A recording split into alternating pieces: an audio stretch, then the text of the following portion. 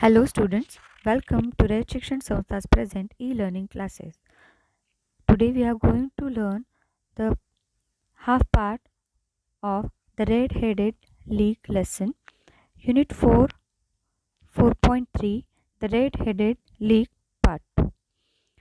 Before we understand, we should know what is the theme of the lesson. The theme of the lesson tells us that Arthur Conan Doyle wrote so many Sherlock Holmes stories, all of which can be found in collected edition. That is hard to imagine a time when the characters of the famous detective was new and fresh in the public imagination. That time the stories were not more written on detective, so it was very new for that in that area to understand the detective stories. So they were not so much famous. Two novels featuring Holmes, A Study in Scarlet 1887 and The Sign of Four 1890 were published with only mild success because people were unaware about the such a detective stories. It was not until the publication of first Holmes short stories. This situation only till Holmes short stories. After that, it became very famous. A Scandal in Bohemia in 1891. That is, the detective became immensely popular. It was the to capitalize on this public demand that Dolly wrote the Red-Headed League. Now we'll see the introduction of this lesson. The Red-Headed League is narrated from first-person perspective of Dr. Watson, who participates in all the aspects of Sherlock Holmes' case. What makes this narrative style especially clever is that Dolly creates a narrator who sees and hears the same information that Holmes does and who can relay the information systematically to the reader, but who cannot interpret it. The technique is characteristic of the early detective story. So here there is always a character in the all detective stories who narrate the stories. It is called first person perspective, which create more interest for reader to sus- read the novels or books. Now we'll see the brief analysis what we have learned in part 1. Brief analysis of part 1. The Red-Headed League is a short story by Sir Arthur Conan Doyle in which Sherlock Holmes takes the case of businessman who feels that he's been dumped. A small business owner named Wilson tells Sherlock Holmes how a man named Spaulding convinced him to take a job with the Red-Headed League. He is the assistant of Mr. Wilson, whom Mr. Wilson trusted and accepted the job in Red-Headed League. The Red-Headed pays Wilson to copy out the Encyclopedia Britannica in Logand.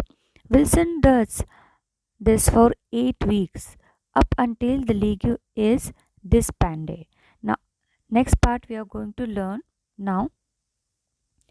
Before that, we should understand which words are new. Archery, shooting with a bow and arrow, especially at the target as a sport. Disclose means close or disestablished. Prank, a practical joke or mischievous act. Mystery, difficult or impossible to understand. Splash, a sound made by something striking or falling. Now we'll see the part 2.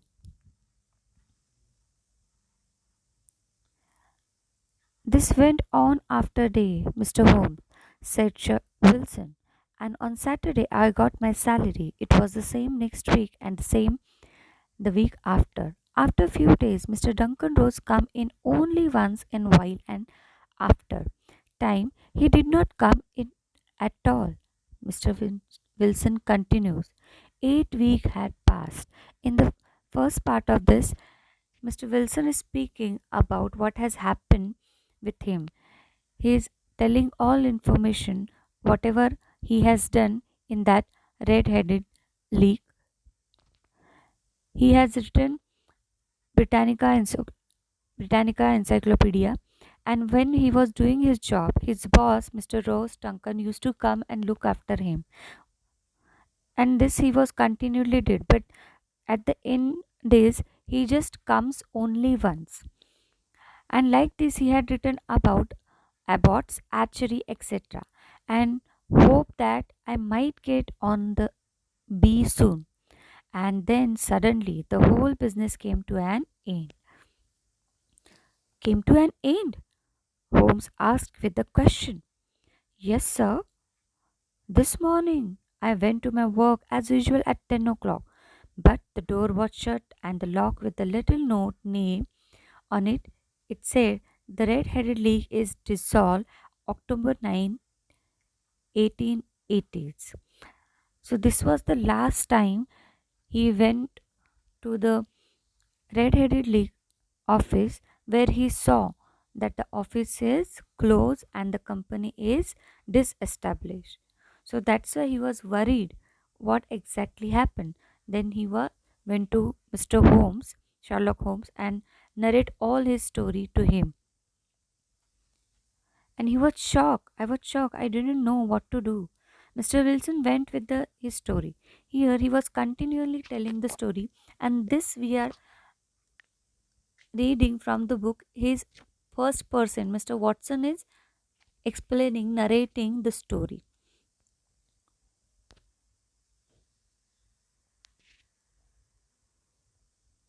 Mr. Wilson went on with his story. I made inquiry at the nearby office, but none of them knew anything about the Lego. Then the room had been rented under a false name. Then Mr. Wilson come to know that the business office was rented was on false name, wrong name. So there is a no proper office of the Red Head League. And then he went to Holmes and asked my assistant Spaulding for advice. But that moment, what the assistant did, he could not help me anyway, said Mr. Wilson. Wilson said to Holmes that when he asked help to his assistant, who has insisted him to continue with the job, now he is not helping Mr.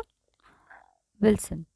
He asked Mr. Wilson that this assistant of yours who first called your attention to the advertisement was is he likes small, stout with the hair on his face. He was white splash on acid on his forehead. Then the Sherlock Holmes asked, "How does it look?" And in this line, Mr. Wilson had explained how that Mr. Spaulding appears. "I thought as much," said Mr. Holmes.